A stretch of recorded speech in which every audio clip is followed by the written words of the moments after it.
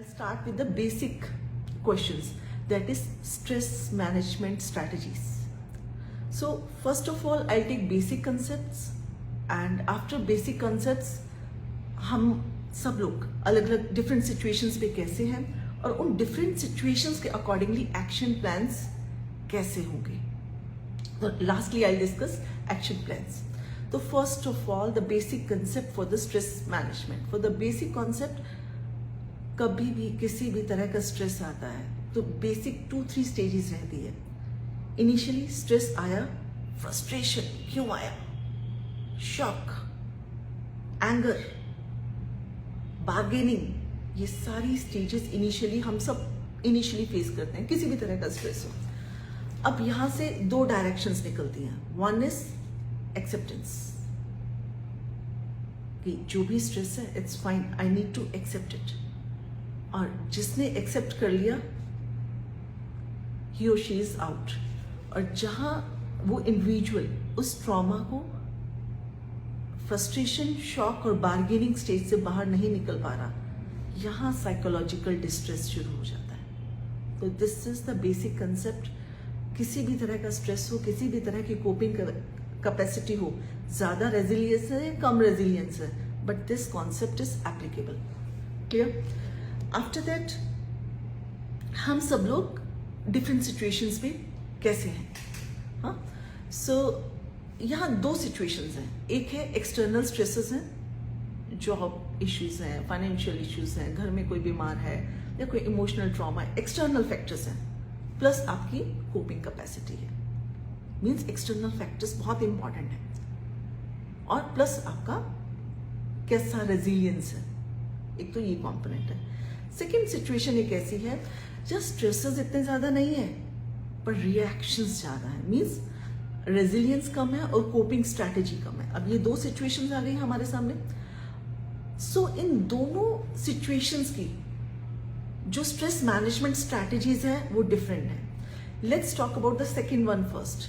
कि स्ट्रेसर्स तो इतने ज्यादा है नहीं पर रिएक्शंस बहुत है, मीन्स ओवर इमोशनलिटी है, छोटी छोटी बातों पे रिएक्शंस है. इसको मैं कैसे एग्जांपल करूं? फॉर एग्जांपल, बॉस ने मुझे डांटा, किसी ने मुझे डांटा, मुझे सैडनेस फील हुआ, दिस इज ट्रू इमोशन.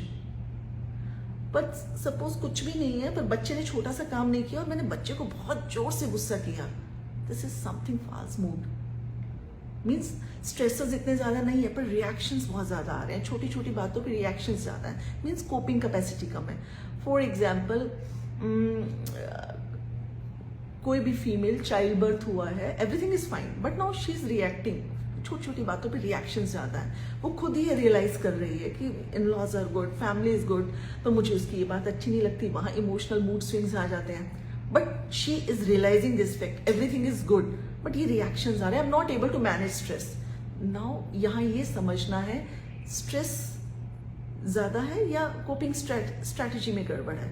अगर कोपिंग स्ट्रैटेजी में गड़बड़ है then the strategies are self analysis first, कि स्ट्रेस ज्यादा नहीं है, कोपिंग स्ट्रैटेजी में गड़बड़. अगर कोपिंग स्ट्रैटेजी में गड़बड़ है, बेसिक प्रिंसिपल्स तो वहां भी काम करेंगे, means practising gratitude, meditation, exercise, sharing with someone, ये सब तो वहां भी काम करेगा. But the self analysis, that female hormones अगर स्ट्रेस हार्मोन्स डिप्लीटेड है तो रिएक्शंस ज्यादा है, डिया हार्मोन गड़बड़ है तो रिएक्शंस ज्यादा है, प्रोजेस्टेरॉन हार्मोन गड़बड़ है तो एंगर रिएक्शंस ज्यादा है. तो अगर हार्मोनल इम्बैलेंसेस चल रहे हैं साथ में और इधर से स्ट्रेसेस इतने ज्यादा नहीं है मान लीजिए, तो फर्स्ट इज सेल्फ एनालिसिस. आप कौन सी सिचुएशन में स्ट्रेस कम है पर कोपिंग कैपेसिटी गड़बड़ है, तो कोपिंग कैपेसिटी पे काम करना है. Clear? Now the second situation is stresses बहुत ज्यादा है, स्पाउस इज इल, कोई और फाइनेंशियल लॉस हो गया या कोई रिलेशनशिप इश्यू है, एनीथिंग. कोपिंग स्ट्रैटेजीज पहले ठीक थी, अभी सडनली दिक्कत आ रही है. In that scenario your basic routine, this is the most important thing. First, sleep hygiene, that is detail में तो you will get on website, or otherwise I'm just trying to cover कि by evening जल्दी food लेना और उसके बाद सोने की तैयारी, और अर्ली मॉर्निंग उठ के exercise, 1 hour exercise, because the moment 1 hour exercise शुरू हो रही है, सेरोटोनिन न्यूरोट्रांसमीटर और एंटी डिप्रेसेंट अपने आप एक्टिवेट हो जाता है. हाँ, एंड सुदर्शन क्रिया is something I have experienced from my psychologist feedbacks or some patient feedback. It works beautifully to manage stress in routine. The other thing is practicing gratitude, sharing with others, at least share your every emotion with everyone, because vent out is really important. एक pressure cooker है, उसमें pressure आता जा रहा है और अगर आप शेयर नहीं कर रहे हो इट ब्लास्ट हो जाएगा. ठीक है. सो इन दोनों सिचुएशंस में आपको देखना है कि अगर स्ट्रेसेस ज्यादा है, सबसे इंपॉर्टेंट तो है एक्सेप्टेंस. अब इस एक्सेप्टेंस को लेकर कैसे आए, ये हो गया भाई हम लोगों के साथ, ये हम इस सिचुएशन में पहुंच गए, शॉक हुआ, फ्रस्ट्रेशन है, बार्गेनिंग है, मुझे एक्सेप्टेंस में आना है. एक्सेप्टेंस में आना है तो मीन्स मुझे क्या करना है. द फर्स्ट थिंग इज एक रूटीन बनाना, रेगुलर बेसिस पे शेयर करना, ताकि वो प्रेशर कुकर ब्लास्ट नहीं हो जाए. You can go for certain deep breathing exercises, and the progressive muscular relaxation exercises are really good for these things.